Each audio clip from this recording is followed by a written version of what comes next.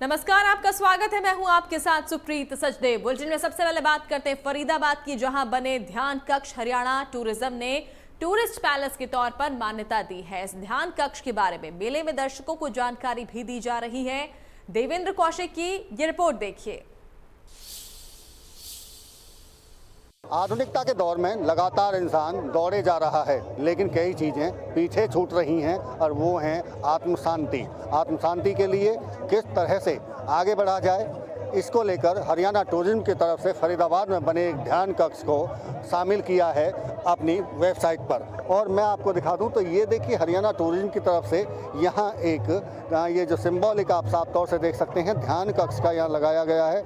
ये ऐसा ध्यान कक्ष है जहाँ आत्म शांति के लिए लोग जाकर ध्यान लगा सकते हैं। लेकिन ध्यान किस तरह का हो, क्या वो ध्यान साधना है और ध्यान से क्या फ़ायदे हैं, इसके लिए एक स्टॉल यहाँ लगाई गई है सतयुग दर्शन ट्रस्ट की तरफ से। यहाँ जो तमाम लोग आप देखेंगे, ये लोग यहाँ अब इस ध्यान को लेकर ही चर्चा यहाँ कर रहे हैं। वॉलंटियर यहाँ हैं, वो बता रहे हैं कि ध्यान किस तरह से लगाना है, कैसे ध्यान के क्या फ़ायदे हैं। ये तमाम चीज़ें इस स्टॉल पर आप देख सकते हैं। तमाम लोग जानकारी यहाँ ले रहे हैं, वॉलंटियर लगे हुए हैं, वो उनको बता रहे हैं, रजिस्ट्रेशन करा रहे हैं। हम बात भी इनसे करेंगे। चूँकि क्या नाम है आपका? मेरा नाम अंकिता नारंग है। अंकिता जी, आप यहाँ बता रही हैं, लोगों को देख रहे हैं हम, ये जो ध्यान है, क्या है ध्यान? सर, ध्यान किसी बैठकर समाधि लगाने को सिर्फ नहीं कह सकते हम। ध्यान का वो एक मेंटल स्टेट है कि आप जो भी काम कर रहे हैं उस पर आप ध्यान से कर रहे हैं। आपकी सोच पर, आपकी ख्याल पर, आपके बोलने पर, हर चीज़ पर आपका ध्यान का पहरा होना चाहिए।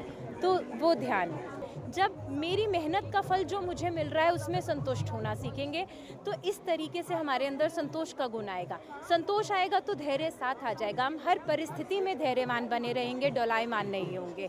संतोष, धैर्य आएगा तो हम सच्चाई, धर्म के रास्ते पर चलेंगे। ये थी अंकिता नारंग, जो जिस तरह से यहाँ एक धर्म कक्ष को लेकर दिखाया गया है कि किस तरह से ध्यान कक्ष में ध्यान लगाया जा रहा है। ध्यान केवल साधना नहीं है, समाधि नहीं है, ध्यान अपने अंदर झांकने के लिए भी है। और जब आप शरीर में अपने अंदर आदमी झांकता है तो कई चीज़ें ऐसी हैं जो शांति की तरफ ले जाती हैं और भाग दौड़ भरी जिंदगी से छुटकारा भी पाते हैं। फरीदाबाद से देवेंद्र कौशिक, इंडिया न्यूज़।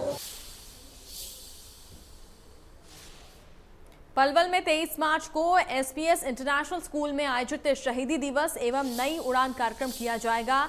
इसी को लेकर स्कूल में प्रेस वार्ता की गई। इस दौरान कार्यक्रम के आयोजक एवं एसपीएस इंटरनेशनल स्कूल के चेयरमैन सुरेश भारद्वाज ने बताया कि 23 मार्च को नई उड़ान कार्यक्रम में महामहिम राज्यपाल बंडारू दत्तात्रेय बतौर मुख्य अतिथि पहुंचेंगे। इस मौके पर बतौर वरिष्ठ अतिथि केंद्रीय राज्य मंत्री कृष्णपाल गुर्जर, परिवहन मंत्री मूलचंद शर्मा सहित हरियाणा के कई विधायक भी मौजूद रहेंगे।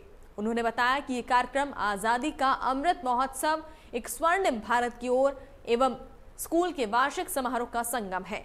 इस कार्यक्रम को लेकर जिला उपायुक्त कृष्ण कुमार ने कार्यक्रम स्थल का निरीक्षण किया और कार्यक्रम स्थल पर करीब 121 फीट ऊंचा झंडा फहराया।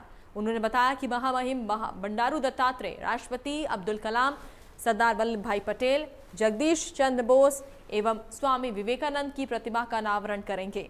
महामहिम राज्यपाल बंडारू दत्तात्रेय के आगमन को लेकर जिला उपायुक्त नरेश कुमार ने कार्यक्रम स्थल का निरीक्षण कर ओलंपिक तैयारी के लिए छात्रों के लिए बनाए गए स्विमिंग पूल का भी जायजा लिया। तो अपने लिए अच्छी संगत का चयन करें। आप उसमें, लोग कहते हैं कि आप 5 सीरियस लोगों के साथ रहते हो तो आप छठे सीरियस आदमी बन जाओगे। आप 5 खिलाड़ियों के साथ रहते हो तो आप छठे खिलाड़ी बन जाओगे। आप ताश खेलने वाले 5 लोगों के बीच रहते हो तो आप छठे ताश के खिलाड़ी बन जाओगे। जैसी आपकी संगत होगी वैसे आपका भविष्य होगा, वैसे आप बनेंगे।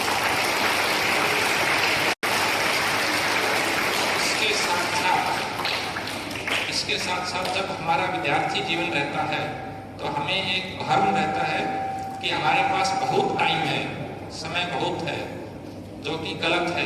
ये मुझे भी गलत रहता था कि मेरे पास बहुत टाइम है। स्कूल लाइफ में सब बच्चों के साथ ऐसा रहता है। टाइम बहुत नहीं होता है। टाइम सबसे प्रीशियस कमोडिटी है। टाइम की कमी सबके पास होती है। तो अपने समय की अकाउंटिंग रखें, अपना टाइम टेबल बनाए। ऊंचा हमने स्कूल में परिसर में डीसी साहब के द्वारा उसका ध्वजारोहण कराया है और वो आज से समर्पित कर दिया गया है पलवल जिले के लिए, और वो हमेशा पूरा संस्था उसकी केयर करेगी। जो भी उसका खर्चा होगा 2 महीने में, 3 महीने में या 1 महीने में अगर बदलना पड़ता है, जितना भी होगा साल में, चाहे 2, 2.5 लाख, 4 लाख जो भी खर्चा होगा वो रेगुलर उठाया जाएगा और वो हमेशा लहराता रहेगा। देश के सम्मान में, देश की आन बान शान को हम हमेशा अपने दिल में सहेज कर रखते हैं, तो उसमें भी हमारा ये है। तो आप सबसे निवेदन है कि जो 23 मार्च का जो प्रोग्राम है शहीदी दिवस पर, वहाँ बहुत सारे कल्चरल एक्टिविटी, जैसे एक नाटक है जो देशभक्ति का है, शहीदों के ऊपर है कि कैसे हमारी पीढ़ी कहाँ से कहाँ तक पहुँच गई है और कैसे उसे समझने की ज़रूरत है।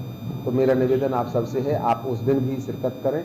और आज के जो कार्यक्रम के बारे में जो डीसी साहब ने अनावरण किया है स्विमिंग पूल का, झंडे का, और वो उसके बारे में भी अपना समाज को, देश, पलवल के जिले के सभी लोगों को पता चले। यमुनानगर में आम आदमी पार्टी कार्यकर्ताओं में गुटबाजी सामने आई, जहां स्टेज पर ही आम आदमी पार्टी के कार्यकर्ता एक दूसरे से भिड़ गए।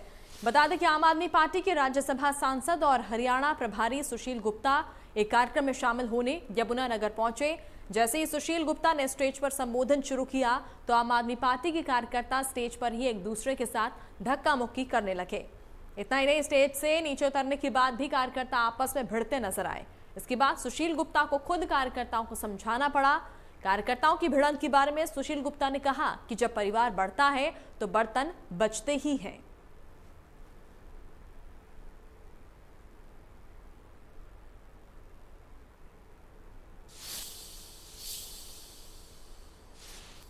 तीस मार्च से शुरू होने वाली 10वीं और 12वीं की बोर्ड परीक्षाओं के प्रवेश पत्र बोर्ड ने जारी कर दिए हैं। सभी परीक्षार्थी बोर्ड की वेबसाइट से प्रवेश पत्र डाउनलोड कर सकते हैं।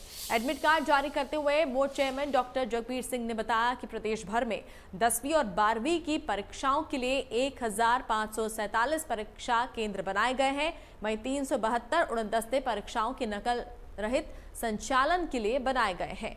इन परीक्षाओं में 6,67,589 विद्यार्थी परीक्षा देंगे। 12वीं कक्षा की परीक्षा 30 मार्च से 27 अप्रैल तक होगी, तो 10वीं की परीक्षा 31 मार्च से 20 अप्रैल तक आयोजित होंगी।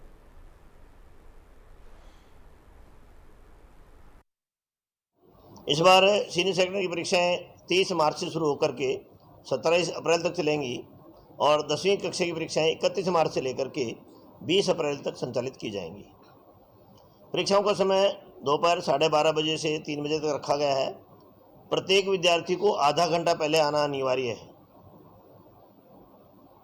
प्रदेश भर में 1547 परीक्षा केंद्रों पर ये परीक्षा की जाएगी और जिसमें सेकेंडरी के 1470 और सीनियर सेकेंडरी के 1138 परीक्षा केंद्र बनाए गए हैं। कुल 6,68,589 परीक्षार्थी प्रविष्ट होंगे, जिसमें 3,68,498 छात्र हैं और 3,91,000 छात्राएं हैं। सेकेंडरी परीक्षा में 3,78,452 परीक्षार्थी प्रविष्ट होंगे। मुक्त विद्यालय सेकेंडरी के ही 42,072 परीक्षार्थी शामिल होंगे। इसी प्रकार सीनियर सेकेंडरी में 2,90,137 परीक्षार्थी प्रविष्ट होंगे, जिसमें मुक्त विद्यालय के 38,752 परीक्षार्थी सम्मिलित होंगे। कैथल में मुख्यमंत्री अंत्योदय परिवार उत्थान योजना के तहत लोन लेने पर आवेदक से कमीशन मांगने का मामला सामने आया, जिस पर संज्ञान लेते हुए मुख्यमंत्री कार्यालय ने एसपी को जांच के आदेश दिए। पीड़ित आवेदक ने बताया कि उसने मुख्यमंत्री अंत्योदय परिवार उत्थान योजना के तहत सैलून के लिए 1 लाख रुपए के लोन के लिए आवेदन किया था और उससे सैलून के सामान की कोटेशन के लिए कमीशन मांगी गई।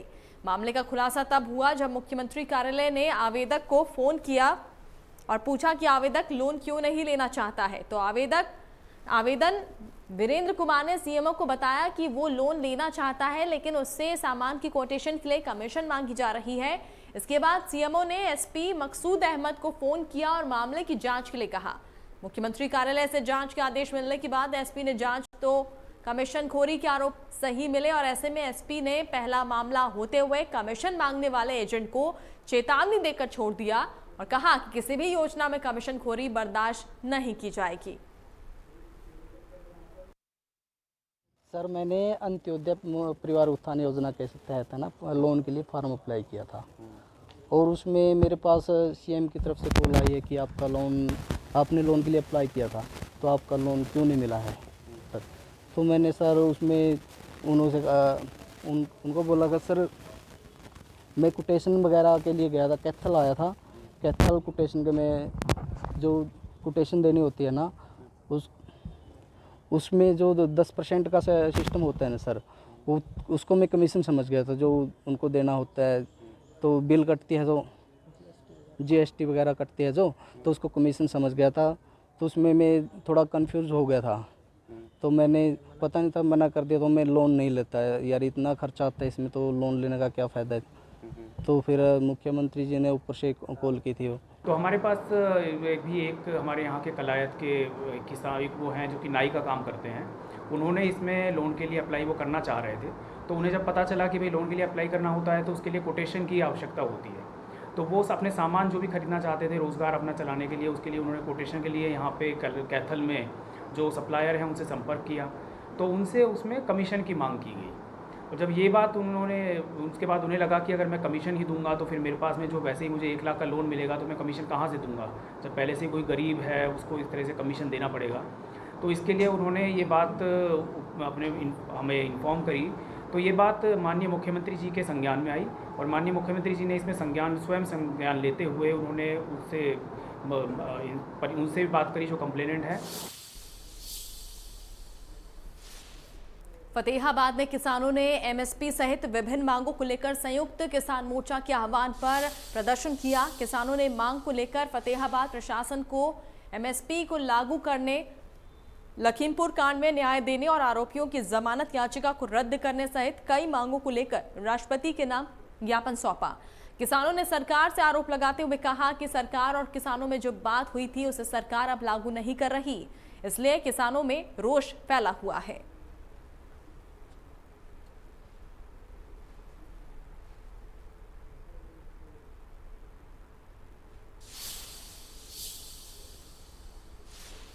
अरुण हत्याकांड में नामजद आरोपी पार्षद रूबी सौदा की करीब 1 साल बाद भी गिरफ्तारी नहीं हो सकी।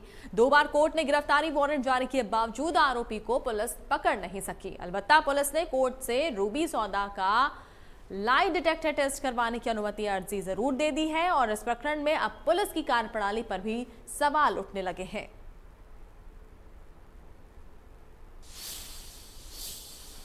मेरे एफआईआर में 10 बंदे मेरा एफआईआर में नाम है, जिसमें से 9 बंदे तो पुलिस ने पकड़ के उनको जेल के अंदर बंद कर रखा है, जिसमें से वार्ड नंबर 14 एचडीएफ की पार्षद है रूबी सौदा, जो अभी तक फरार चल रहा है, 1 साल से ऊपर हो चुका है।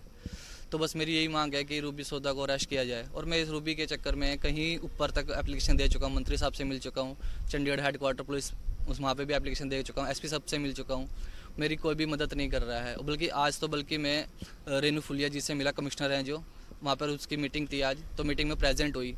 तो प्रेजेंट मैंने पुलिस को फ़ोन किया, अपने आईओ को फ़ोन किया, निरंजन है जिसका नाम, CI1 का, उन्होंने मेरा फ़ोन नहीं चक्का। फिर मैंने करमचंद जी को फ़ोन करा जो उनसे ऊपर है, उन्होंने कहा कि एसपी सर को फ़ोन कर, वो गिरफ्तार करेंगे। एसपी सर को फ़ोन की मैंने, एसपी सर ने मेरा फ़ोन नहीं करा। मैं कंट्रोल रूम से किसी का नंबर लिया कि पुलिस हेडक्वार्टर से किसी का नंबर मिल जाए, किसी मेरा फ़ोन नहीं उठाया। और जिस कारण जब उसका वारंट इशू हो चुका है तो उसको अरेस्ट करा जाए ना, जो अरेस्ट नहीं करा तो वारंट क्यों निकलवाया उसका। तो मेरी यही मांग है कि उसको अरेस्ट किया जाए, जो अरेस्ट नहीं करा तो वारंट कैंसिल करवा दो। सुना आपने, इस शख्स का नाम दीपक है, जिसको अपने भाई की हत्या के 1 साल बाद आज भी इंसाफ का इंतजार है। इंसाफ की उम्मीद लेकर ही दीपक अंबाला के डिविजनल कमिश्नर दफ्तर पहुंचा था। उम्मीद यही थी कि प्रशासन की ओर से उसके भाई की हत्या की आरोपी पार्षद रूबी सौदा की सदस्यता रद्द कर दी जाएगी, लेकिन दीपक का पुलिस प्रशासन से भरोसा उठ गया। एविडेंस बाकी रह गया, चीफ हुआ, मेरा क्रॉस बाकी रह गया। मैंने जज साहब के सामने भी बात करी है कि उन्होंने, निरंजन ने बिना जज को भी पर्दे में रख के रूबी सौदा को कोर्ट में प्रेजेंट किया था, जिससे जज साहब को इस बात का पता नहीं था कि उसके वारंट इशू निकल रखा है। तो मैंने जज साहब के सामने भी ये बात रखी, तो उन्होंने कोर्ट में निरंजन को बुलाया था जो मेरे केस में आईओ है, तो उसने अपनी कोई बात रखी होगी, उस बात का मुझे पता नहीं है।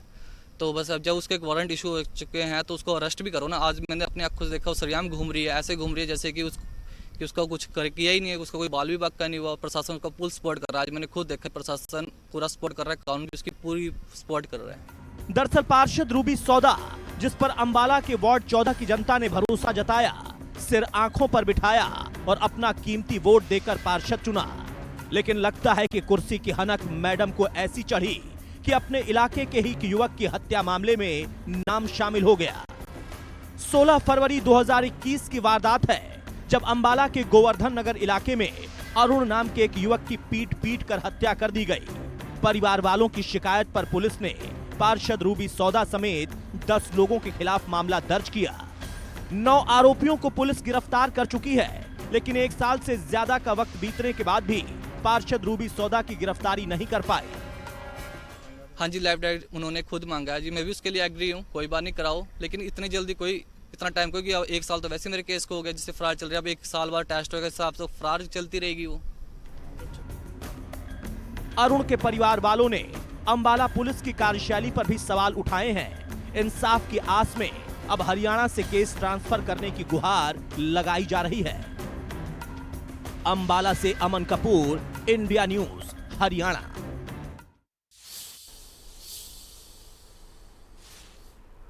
सिरसा में एक महिला का हाई वोल्टेज ड्रामा देखने को मिला। आरोपी पति को कोर्ट से प्रोडक्शन वारंट पर ले जा रही थी और इसी दौरान पुलिस की गाड़ी को रोककर आरोपी की पत्नी और साले ने हाई वोल्टेज ड्रामा किया।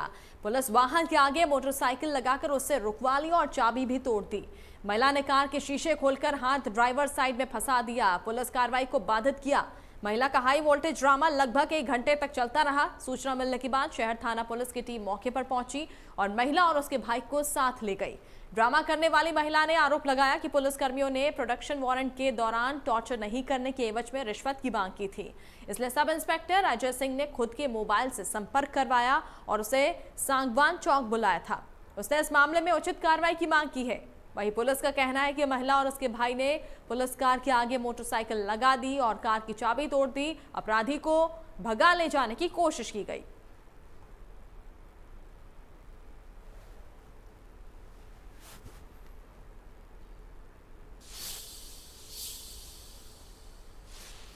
खबर सोनीपत से है, जहां सोनीपत एसटीएफ यूनिट को एक बड़ी कामयाबी मिली। सोनीपत एसटीएफ ने सिगरेट लूट गिरोह के सरगना मनोज को महाराष्ट्र के पुणे से गिरफ्तार कर लिया है। गिरफ्तार मनोज को सोनीपत एसटीएफ यूनिट ने कोर्ट में पेश कर 7 दिन के रिमांड पर ले लिया और गिरोह के अन्य सदस्यों की गिरफ्तारी के लिए अभियान तेज कर दिया। करोड़ों रुपए की सिगरेट के ट्रक को लूटने की गिरोह का मुख्य सरगना मनोज उर्फ गंगाराम मध्य प्रदेश का रहने वाला है। बता दें, आरोपी मनोज यूपी के सहारनपुर से चले सिगरेट के कई ट्रकों को सोनीपत से गुजरने वाले केएमटी और केजीपी एक्सप्रेसवे पर लूटने जैसी सैकड़ों वारदातों को अंजाम दे चुका है।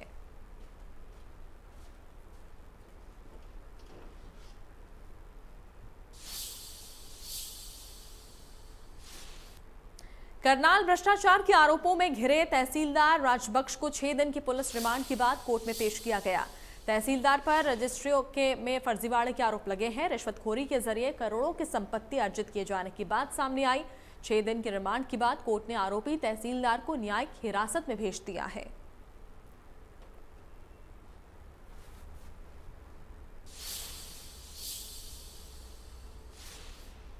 कहते हैं प्यार दीवाना होता है और सच्चा हो तो आशिक किसी भी हद तक जा सकते हैं। ताजा मामला पानीपत के पुरेवाल कॉलोनी से सामने आया, जहां सोमवार के दिन 19 साल के एक युवक ने प्रेमिका की मौत की खबर सुनकर खुदकुशी कर ली।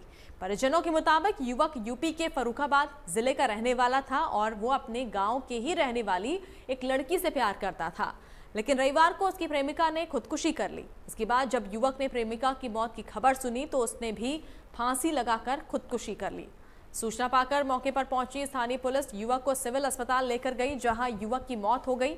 बाद में पुलिस ने पोस्टमार्टम करवाकर शव परिजनों को सौंप दिया।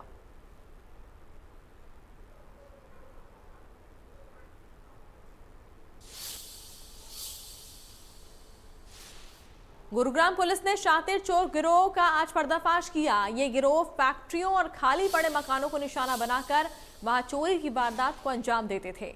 बीते 19 मार्च को गुरुग्राम के भोंडसी थाना क्षेत्र की एक फैक्ट्री में इन चोरों ने 1000 किलो एल्यूमिनियम और कॉपर की चोरी की वारदात को अंजाम दिया था। इसके बाद गुरुग्राम पुलिस ने चोरी के कुछ घंटे बाद ही आरोपियों को गिरफ्तार कर लिया। साथ ही गुरुग्राम पुलिस सभी आरोपियों से पूछताछ कर इनके अन्य साथियों के बारे में जानकारी जुटाने में जुटी है। पुलिस का दावा है कि जल्द ही पूरे गिरोह को गिरफ्तार कर सलाखों के पीछे पहुंचा दिया जाएगा। बता दें कि पकड़े गए 6 चोरों में से 5 आरोपी दिन में कबाड़ी का काम करते हैं और उसी दौरान ये खाली पड़े घरों और फैक्ट्रियों की रेकी करते हैं और जैसे ही इनको मौका मिलता है वैसे ही ये वहां चोरी की वारदात को अंजाम देते थे।